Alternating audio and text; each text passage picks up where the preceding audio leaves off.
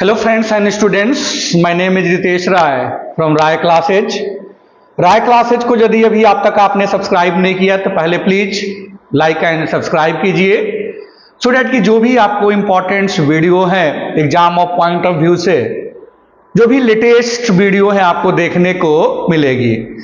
ये जो वीडियो है यूनिट 2 इलेक्ट्रिकल साइंस और इलेक्ट्रिकल इंजीनियरिंग से रिलेटेड है और यदि आप ये केवल और केवल ये फॉर्मूले देखिए, इलेक्ट्रिकल इंजीनियरिंग और इलेक्ट्रिकल साइंस में जो सबसे ज्यादा आता है वो न्यूमेरिकल्स आता है।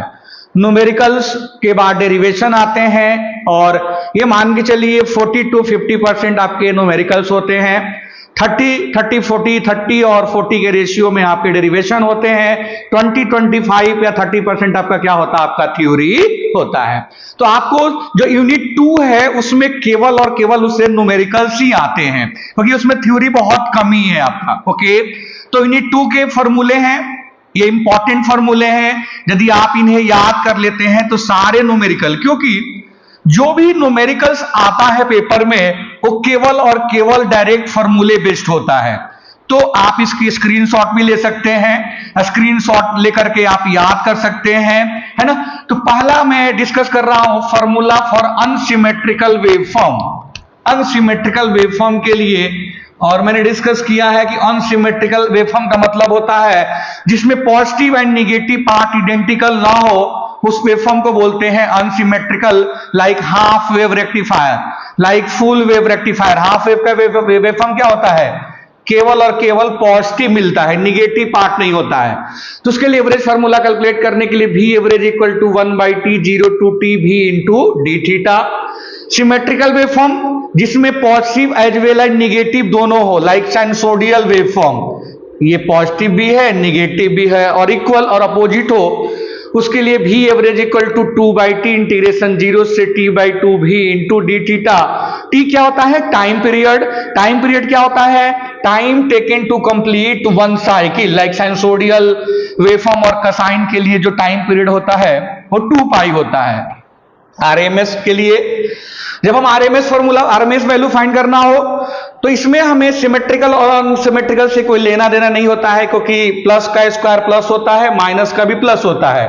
तो इसका हो गया V RMS square equal to 1/T integration 0 से T/2 V square into D theta. केवल और केवल हमें T फाइंड करना होता है।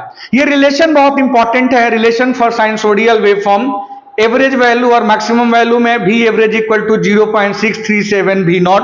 केवल और केवल फॉर्मूले याद हो क्योंकि ये मैक्सिमम वैल्यू दिया होता है तो आप एवरेज वैल्यू कैलकुलेट कर लोगे।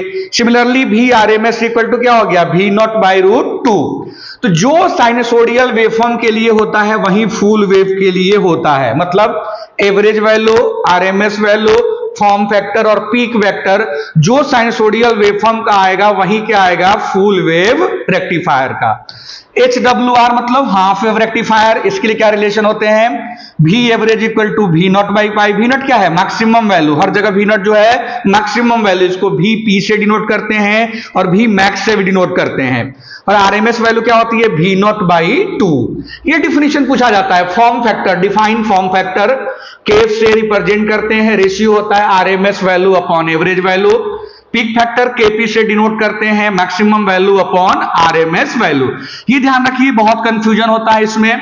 इन दोनों में RMS होता है, फॉर्म फैक्टर में न्यूमरेटर में होता है पीक मतलब न्यूमरेटर में मैक्सिमम होगा और डिनोमिनेटर में क्या होगा, आपका RMS होगा। ये स्टैंडर्ड इक्वेशन होती है। वोल्टेज हो तो V equal to V naught sine omega T, omega क्या लिख रहे हैं 2πf_t। कभी कभी ये वैल्यू निकाल करके प्रूव करने के लिए भी आता है। एक्टिव पावर को P से रिप्रेजेंट करते हैं, active power P equal to VI cos phi। और ये ध्यान रखिएगा ये RMS वैल्यू होती है वोल्टेज एंड करंट का। Reactive power Q equal to VI sin phi, ये भी RMS वैल्यू होती है। और S इक्वल टू क्या होता है, V इंटू I। ये सारी जो वोल्टेज और करंट है वो RMS है। और RMS जो डायरेक्ट वैल्यू दिया होगा जैसे 220 वोल्ट वो RMS वैल्यू होती है। यदि साइन और कॉस के साथ दिया होगा जैसे V equal to 200 sine omega T तो मैक्सिमम वैल्यू होगा। इसकी यूनिट वॉट होती है, इसकी यूनिट वोल्ट एम्पियर, रिएक्टिव इसकी यूनिट वोल्ट एम्पियर। प्योरली और इंडक्टिव एंड कैपेसिटिव में एवरेज पावर जो होता है क्या होता है आपका, 0 होता है। अब देखिए इससे रिलेटेड न्यूमेरिकल आता है आरएलसी सीरीज। 100% हमारे पेपर में न्यूमेरिकल आएगा ही आएगा related to RLC series circuit. देखिए आरएल होगा जेड इक्वल टू, यदि आरएलसी केस में क्या है, Z equal to under root R square plus XL minus XC. चाहे आप एक्सएल माइनस एक्ससी लिखें, चाहे एक्ससी माइनस एक्सएल लिखें, स्क्वायर है, कोई फर्क नहीं पड़ेगा, मैग्नीट्यूड पे कोई फर्क नहीं पड़ता है। हाँ, यदि आरएल होगा तो सी एक्ससी 0 हो जाएगा, आरसी होगा तो एक्सएल क्या हो जाएगा, 0 हो जाएगा। तो आरएल के केस में क्या आ जाएगा, Z equal to under root R square plus XL square. RC case में केवल क्या आ जाएगा, Z equal to under root R square plus XL square. Current निकालने के लिए फॉर्मूला है, न्यूमेरिकल्स आता है I equal to V by Z, power factor cos phi equal to R by Z. XL को इंडक्टिव रिएक्टेंस बोलते हैं, inductive reactance equal to omega L 2 pi F L होता है। एक्सी इक्वल टू 1 बाई omega C equal to 1 upon 2 pi F C. ये देखिए इनमें जो न्यूमेरिकल्स आते हैं ध्यान रखिएगा, रेजिस्टेंस ओम में होना चाहिए, इंडक्टेंस हेनरी में होना चाहिए और कैपेसिटेंस की वैल्यू फैरेड में होना चाहिए। 90% न्यूमेरिकल में कैपेसिटेंस माइक्रो फैरेड में दिया होता है, तो first of all we convert into farad में आप क्या करेंगे, कन्वर्ट करेंगे। फिर सीरीज रेजोनेंस आ गया, तो इसके लिए फॉर्मूला होता है F R equal to 1 by 2 pi under root L C.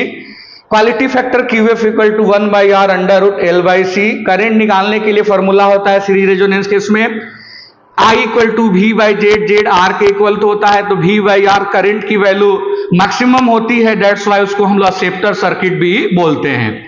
Parallel resonance में फॉर्मूला होता है F net equal to 1 by 2 pi under root 1 by L C minus R square by L square.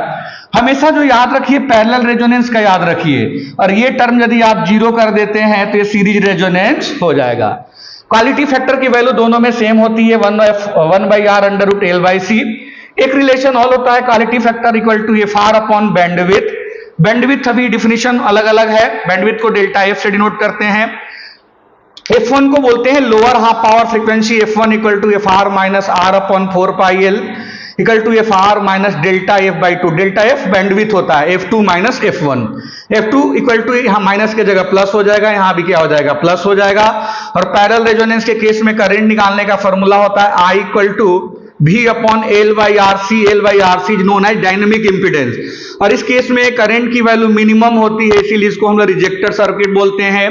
Delta F bandwidth का एक और formula होता है delta F equal to R upon 2 pi L. तो आप इस पूरे का स्क्रीनशॉट ले लीजिए, और केवल यदि आप इसको याद कर लेते हैं तो 100% है आपके मार्क्स बहुत ही अच्छे आएंगे। प्लीज मेरे राय क्लासेज बाय रितेश राय को लाइक एंड सब्सक्राइब कीजिए। आपको इतनी अच्छी जो भी सजेशन देना है, यदि कोई कमेंट है, कोई सजेशन है तो आप दे सकते हैं, सो दैट कि और भी आपको इंप्रूव करके वीडियो मिलेगी। प्लीज लाइक एंड सब्सक्राइब करिए। Thank you so much.